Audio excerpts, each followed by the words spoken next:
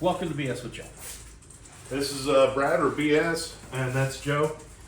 That's how we came up with the name. My name's Brad Scott. So, what I wanted to talk about this episode is Tesla and how the fire bombings and the vandalizing of Tesla vehicles is, I believe, our bleeding Kansas for another civil war. Well, tell us what Bleeding Kansas is. So, bleeding Kansas, it was where a lot of your We're talking about the 1850s. 1850s, yes. 1850s, just before the Civil War. It helped spark the Civil War. So there was a lot of states that were neutral or on the border, literally on the border of the North and South, that didn't quite know if they wanted to be for the Union or for the Confederates. Right. And you had these slaves Which is slave owners. At that point, that was basically red states and blue states. Yeah, and you had slave owners and abolitionists fighting in Kansas, and it went on for a couple of years, and it was known as the Bleeding Kansas. There was, basically, it was a civil war within Kansas. Within Kansas. Yeah. And it wasn't necessarily political, it was individuals or groups fighting other individuals and other groups. Right. And I see a correlation with that, with the Tesla vehicles vandalizing, the dealerships being firebombed, and individuals being swatted. Right now, there's been like 8 YouTube personalities that have been swatted. I'm fearful of that. That could happen to us.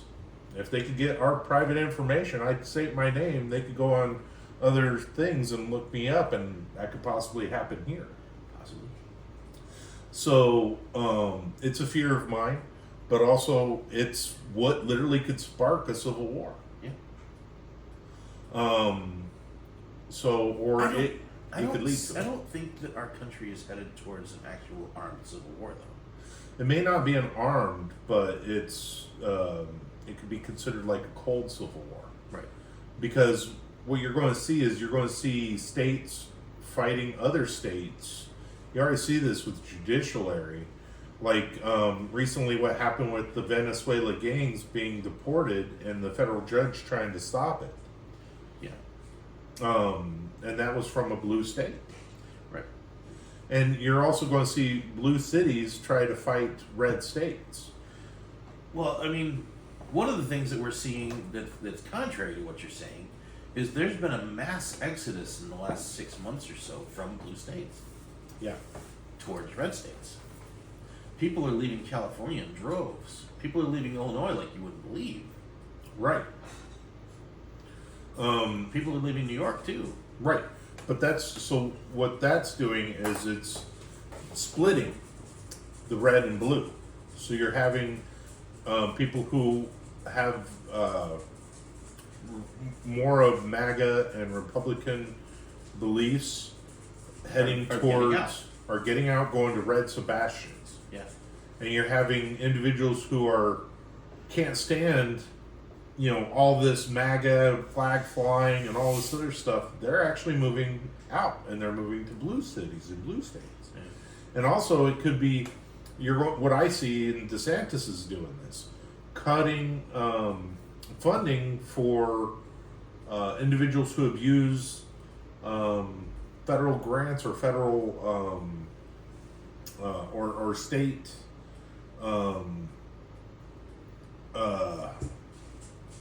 assistances. Yeah. Like government assistance. Right. So they're going to go somewhere where they know they could probably get it.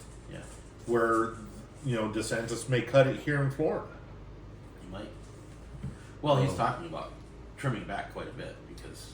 Yeah, he's talking about creating a Florida Doge. Yeah. So they may leave this state to go somewhere else. There actually, I've heard that there has been quite an exodus from Florida, which honestly we kind of needed one anyway. Because we're overpopulated. When they just expanded an interstate and it's now not expanded enough because there's still rush hour and people are still congested in traffic. Just look at Osceola County. Yeah. You can't drive in Osceola County anymore. No, you can't. It used to be wide open spaces, and now it's just a traffic jam from one end to the other. You look at the city of St. Cloud. Yeah. Yeah, you can barely get through it. Kissimmee's nothing but bars now. Yeah. So.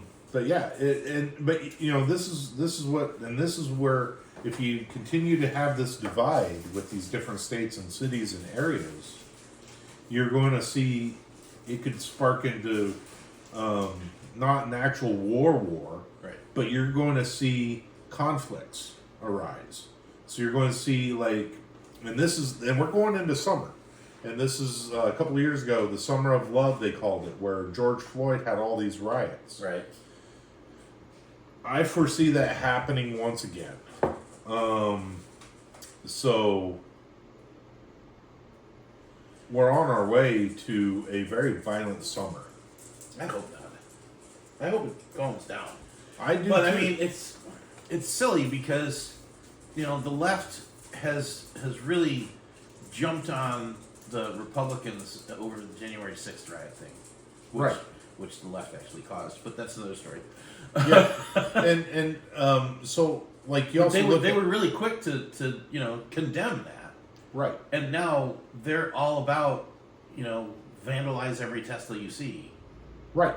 Not only that, but you look at during the Summer of Love, the individuals who were arrested and caught doing these crimes were actually had all these GoFundMe accounts and even politicians raising money to free these individuals. Right.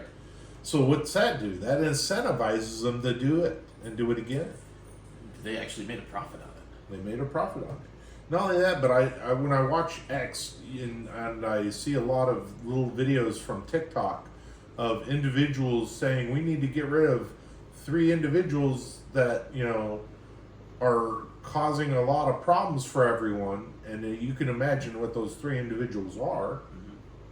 So, I mean, I don't know if you've noticed, but in the last week and a half or so, the 27% that still approve of the Democratic Party have been very vocal. Mm-hmm. And violent. Not violent per se, but they've been spouting violent comments. Right. And it's going to carry over. And this is also why in previous episodes I always talk about our gun rights. To arm yourself, protect yourself. It's not our government gives you that right. It's an inalienable right. Well, yeah, everybody should have the right to protect themselves. And if that's a tool to protect yourself, then it should be available to you. Right. And California is talking about you not having the right to defend yourself. That's true. Yeah. There again, that's why I'm saying red and blue. Yeah. So, and that's why I wanted to have this discussion. Okay. Not necessarily that we will have a civil war, but you also have leadership in states that can talk individuals or sheriffs Has there into been creating. any press releases regarding this from the White House? No, not that I've seen. There may be, but I haven't seen it or looked it up. But I know that usually whenever the left really gets vocal in the press conferences and that, he just kicks them out. yeah. Well, and the individuals that I say are saying these things are just regular individuals like you and I on TikTok saying these things. Right. But they've been very vocal. They've been very vocal. And I could see political leaders of the left in these blue cities and blue states working with their local law enforcement to create their own militia that could spark something like that. Yeah. Because the military cannot fight citizens on government soil. Well, didn't DeSantis talk about creating a militia because he didn't feel like he had enough control over the National Guard? Yes, he did. Yeah. So it's even happened here in our state. Yeah. So he didn't like the idea that the National Guard could be called up by the federal government. Yeah. And to be honest with you, the federal government can only take the National Guard if the governor allows it or Congress declares war. Right. Like a lot of the National Guard was activated when the first Gulf War happened. Right. And even the second Gulf War, a lot of them got activated. I wasn't in at that time, so I didn't really know. Right. Because I remember hearing General Powell talk to Congress about weapons of mass destruction. That's where they voted it in to do those conflicts. Right. Which we never found any. We didn't find any. And that was a big farce. There was actually a movie that was talked about that, how it was intelligence agencies creating this information that didn't exist because it was all hearsay. Bush and Cheney made a lot of money. They did. Yeah. Yeah. But that's my beliefs, that's my opinion, and I do not want it to happen. And I hope it doesn't happen. I mean, take your lumps, I mean, when Donald Trump lost, you didn't see the Republicans overturning cars. No.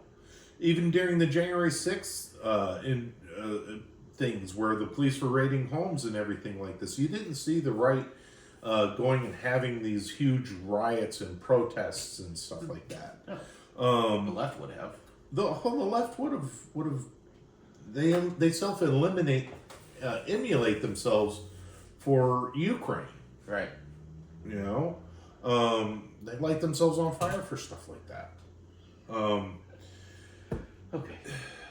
But not enough of them. Not enough of them. And the thing is, I don't want any violence. I'm against all violence. Peaceful resolution is where I'm all about. And that's partially why I want to have these conversations. I just don't understand. Okay, so yes, Donald Trump is not a surgeon. Okay? No.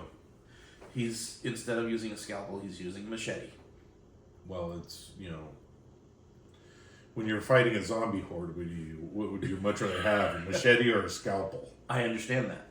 But what I'm saying is he's not being gentle about what he's doing. Well, he tried to be gentle his first term. Yes. I know. He has learned. And now, I tell you what, it's, in my opinion, it couldn't have worked out better for the American people with him losing and then coming back. Right, because we wouldn't see this. Right. But we wouldn't have had this podcast. Right. But my point is, can we agree that the government is bloated? Absolutely. Can the left agree the government is bloated?